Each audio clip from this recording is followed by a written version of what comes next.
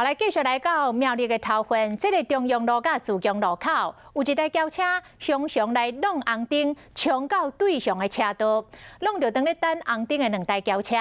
第一台车顶是一个妈妈载着一个3岁查囝，当时两母仔囝着青惊，妈妈赶紧甲查囝抱落车。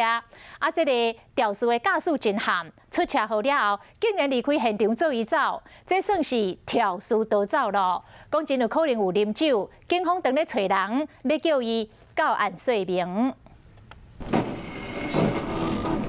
停红灯路口头前向有一台黑色轿车弄过来。这个白色车内面有一个太太，带一个3岁查某囡仔，两个人拢有受伤。这个老母赶紧抱这个查某囝伫路边等救护车来。你喝酒啊？当时车祸现场有出白烟，有人烦恼讲会变成火烧车，赶紧提醒这驾驶，烟瘾禁起来，赶紧落车。抑过肇事驾驶伫车内拢无想要落车，后来伊伫警察人员到位进前，穿一脚浅拖落车，甲现场的人讲伊要去病院，结果原入去病院根本就找无人。对。